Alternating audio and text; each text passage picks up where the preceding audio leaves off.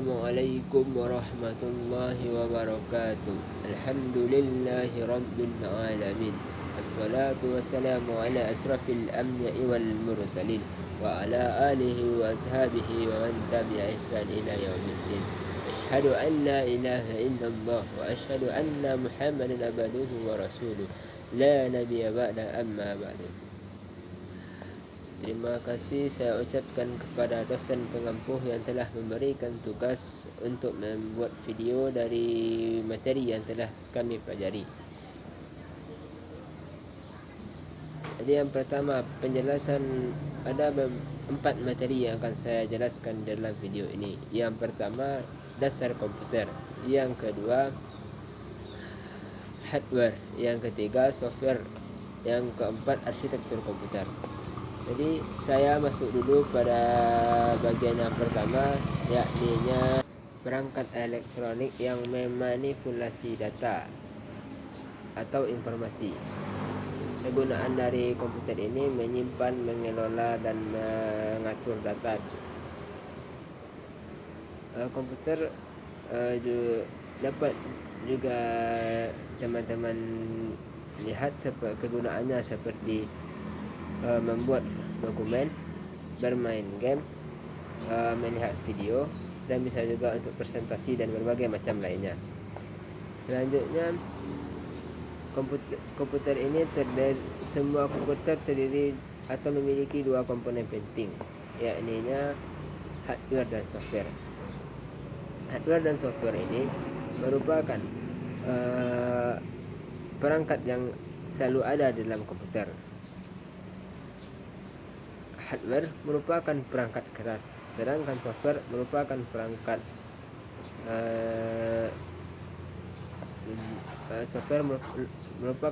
lunak. Selanjutnya, komputer memiliki beberapa inti dasar atau beberapa perangkat atau beberapa komponen yang perlu dipahami. Secara dasar yang pertama itu merupakan seperti yang telah disebutkan tadi, yang selalu dimiliki komputer atau hardware dan software.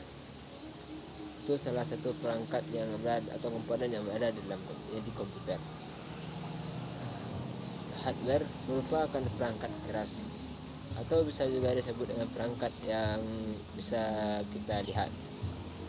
Contohnya perangkat keras ini seperti speaker, monitor, dan berbagai macam jenis lainnya. Yang kedua, software. Software adalah merupakan perangkat lunak.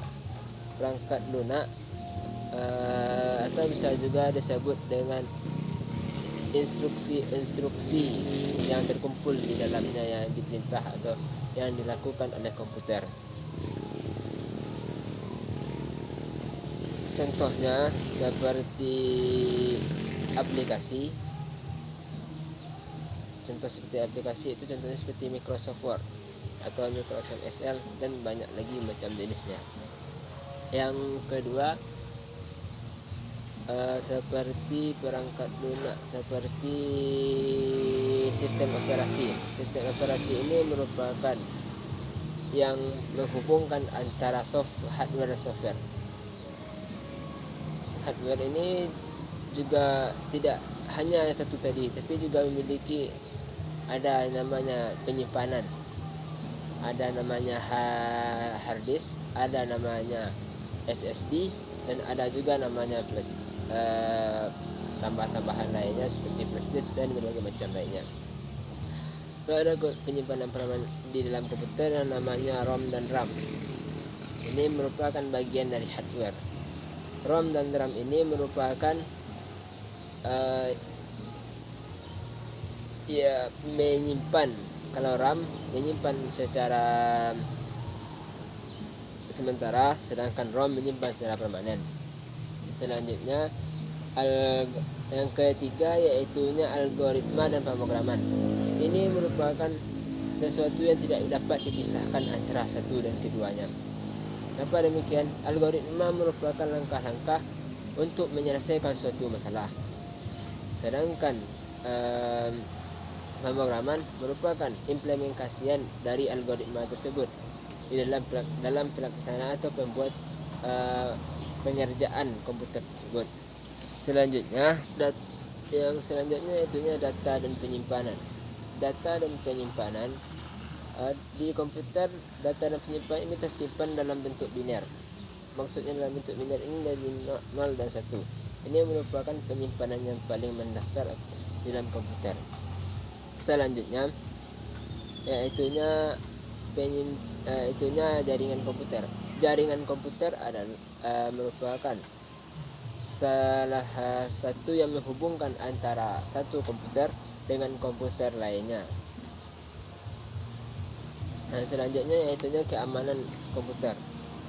Keamanan komputer yaitunya langkah-langkah yang dilakukan oleh komputer untuk menjaga sistem agar dan informasi-informasi yang berada di dalam komputer tersebut agar berjalan sesuai dengan fungsinya dan tidak terkontaminasi oleh virus-virus lainnya.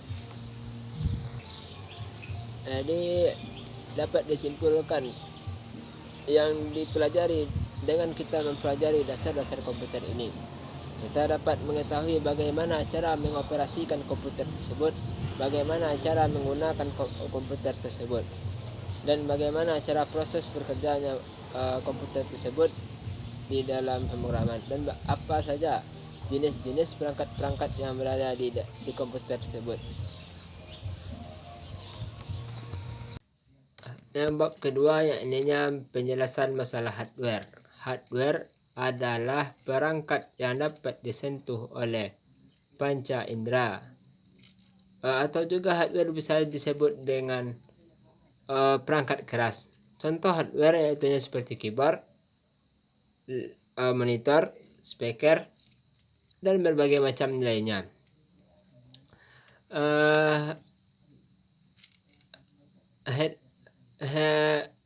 Hardware pun berfungsi sebagai pengelola data, penyimpanan, dan lain-lainnya.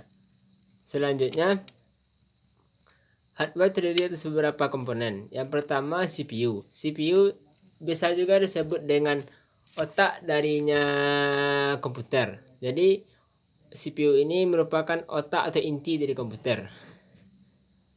CPU ini terdiri atas dua komponen utama. Yang pertama yang disingkatnya sebagai ALU atau kepanjangannya Arithmetic Logic Unit, yang berfungsi atau yang beroperasi di aritmetik dan di sistem dan di logika. Selanjutnya CU. CU ini control unit. Control unit ini berfungsi pada bagian mengatur dari memori, instruksi dari memori utama ke CPU dengan berjalan dengan baik. Yang kedua, komponen yang kedua yaitunya RAM dan ROM. RAM merupakan penyimpanan bagi komputer tetapi tidak permanen. RAM ini cuma menyimpan ketika komputer dinyalakan dan sedang dikerjakan. Ketika komputer dimatikan, maka RAM tersebut maka penyimpanan tersebut akan hilang. Selanjutnya yang kedua ROM. ROM adalah berbeda sebalikan dari RAM tadi. RAM tadi kan menyimpan dari ketika komputer hidup dia menyimpan, tetapi ketika komputer hilang dia mati. Kalau ROM menyimpan secara permanen, baik hidup laptop ataupun komputer tidak akan hilang, akan tersimpan. Dan selanjutnya penyimpanan sekunder atau penyimpanan secara permanen juga terdiri di atas hard disk. Hard disk ini penyimpanan yang sangat banyak dan besar, tetapi kekurangannya lambat. Yang kedua SSD, penyimpanannya sangat cepat, prosesnya sangat cepat, tetapi kekurangannya harganya sangat mahal. Yang ketiga optical drive.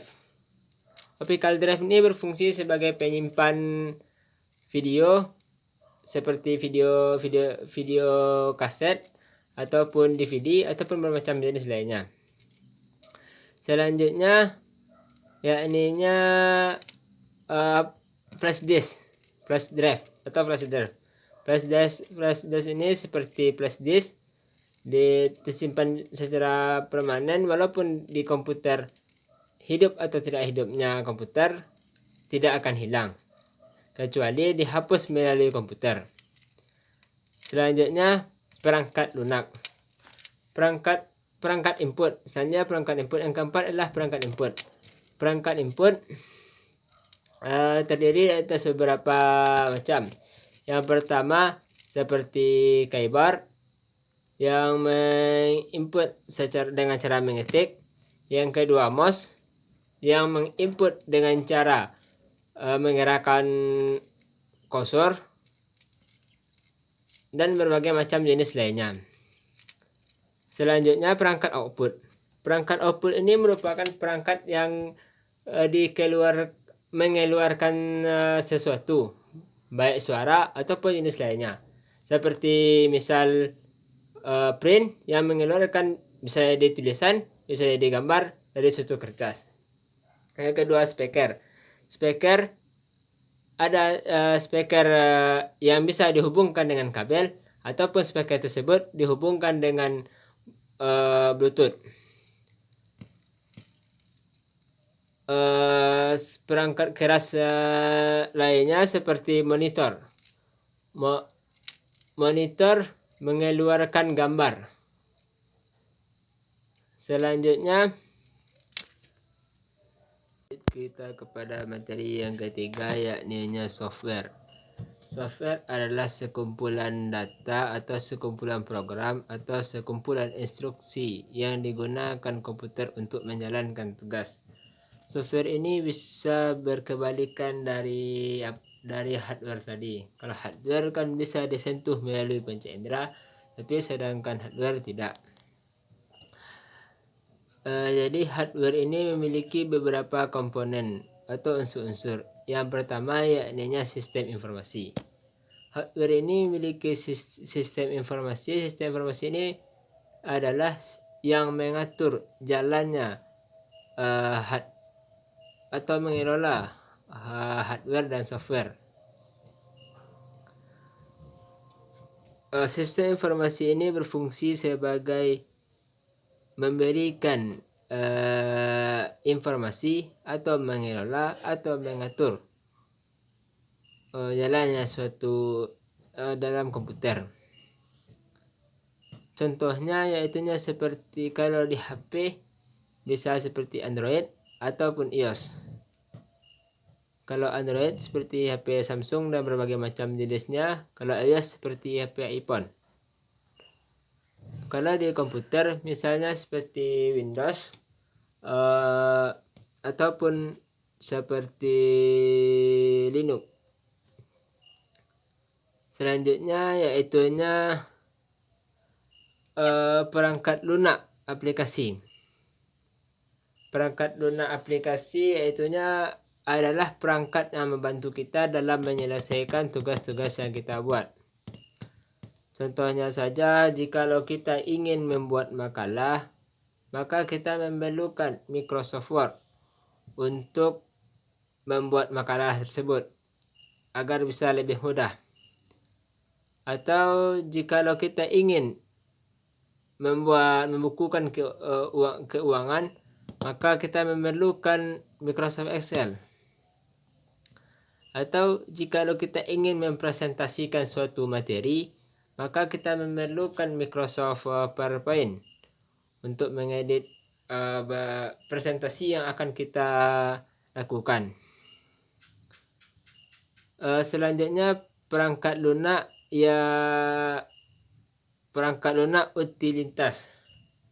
Perangkat lunak utilitas ini adalah perangkat lunak yang berfungsi menjaga dan membantu dalam proses perjalanan aplikasi, atau juga bisa disebut dengan menjaga keamanan perangkat kita. Contohnya yaitu antivirus. Antivirus ataupun contoh lain dapat diberi yakni perlindungan keamanan yang diberikan oleh komputer tersebut. Selanjutnya itu perangkat lunak pemrograman. Perangkat lunak pemrograman adalah perangkat lunak yang digunakan oleh programmer untuk membuat suatu aplikasi dan berbagai macam jenisnya. Selanjutnya cara guna software atau cara penggunaan software.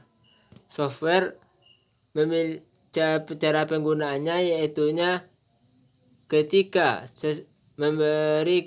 kita membuka aplikasi, maka software memberikan perintah kepada sistem operasi dan sistem operasi memberikan instruksi kepada hardware, maka hardware tersebut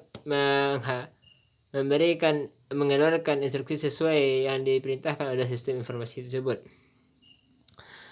Selanjutnya jenis-jenis software.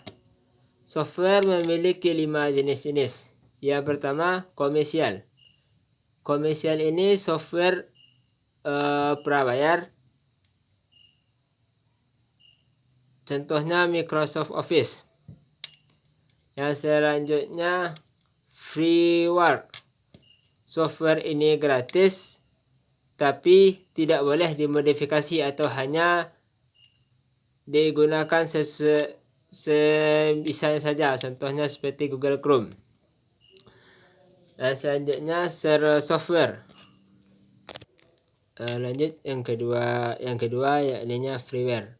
Freeware adalah software yang digunakan secara gratis tetapi tidak dapat diulang dan tidak dapat dimodifikasi, contohnya seperti Google Chrome. Yang jenis yang ketiga yaitunya shareware.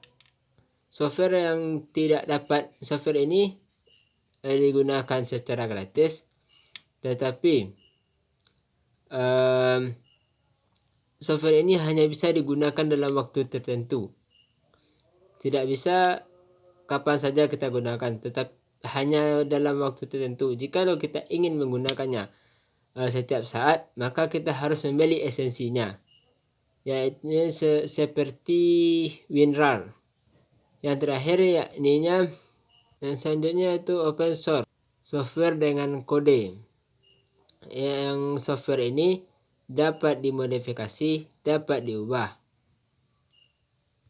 Jadi itu 4 jenis dari software. Selanjutnya yang terakhir mengenai materi ini yaitunya peran software.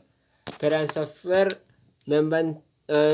kesimpulannya membantu menjalankan komputer sesuai dengan fungsinya lebih baik.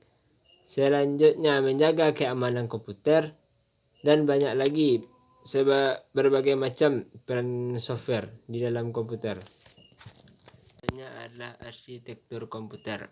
Arsitektur komputer adalah desain komputer, atau juga dapat diartikan bagaimana cara berinteraksi antara satu komponen di dalam komputer dengan komponen lainnya.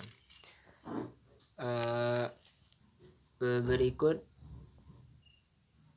beberapa komponen dalam arsitektur. Yang pertama ada CPU. CPU seperti yang dijelaskan pada materi hardware tadi. CPU memiliki 2 komponen utama. Yang pertama yakni ALU, yang kedua yakni CU. Yang keduanya sangat berperan penting. Dan selanjutnya yaitunya penyimpanan atau memori utama. Yang memori utama ini seperti RAM dan ROM yang telah dijelaskan pada bab hardware tadi. Pada bab hardware tadi dijelaskan kalau RAM ini merupakan penyimpanan sementara. Jikalau laptop dimatikan maka akan hilang. Dan sedangkan ROM merupakan penyimpanan yang tidak sementara atau penyimpanan yang permanen. Selama tidak dihapus, maka penyimpanan tersebut akan masih ada. Selanjutnya penyimpanan sekunder. Penyimpanan sekunder seperti yang dijelaskan di awal tadi, seperti hard disk, SSD, dan banyak lagi berbagai macam jenisnya. Selanjutnya itu setelah penyimpanan sekunder, selanjutnya adalah sistem bus. Sistem bus adalah jalur komunikasi yang memberikan antara atau yang menunjukkan interaksi antara satu komponen dengan komponen lainnya, sehingga dapat terbagi informasi tersebut ataupun program komponen tersebut ke komponen lainnya. Selanjutnya yaitunya alat input dan output. Seperti yang dijelaskan di awal tadi, pada bab hardware tadi, alat input dan output yaitunya alat input merupakan alat yang berfungsi untuk menginput data ke dalam komputer. Sedangkan output berfungsi untuk mengeluarkan data dari komputer keluar. Contoh alat input dan alat output. Alat input yang pertama contohnya seperti alat output contohnya seperti speaker, printer, dan berbagai macam jenis lainnya. Alat output contohnya seperti sistem informasi ataupun aplikasi-aplikasi, pemrograman aplikasi di dalam komputer. Selanjutnya clock system. Clock system ini merupakan yang memberikan pulsa kepada CPU. Clock system ini merupakan jikalau cepat, maka CPU tersebut akan berjalan dengan cepat. Dan jikalau sebaliknya, jikalau clock system ini bekerja dengan lambat, maka CPU tersebut juga akan bekerja dengan lambat. Selanjutnya yaitunya pipeline. Pipeline adalah teknik yang digunakan atau yang memungkinkan CPU untuk mengerjakan pengolahan data secara bersamaan atau pengelolaan dua data secara bersamaan. Yang selanjutnya yaitunya chance. Chance ini adalah memori kecil yang bekerja sangat cepat yang sering digunakan oleh CPU untuk membantu pekerjaan agar lebih cepat selesai. Yang terakhir yakni GPU, Graphic Processing Unit. Graphic Processing Unit ini tidak ada atau jarang sekali berada di dalam komputer.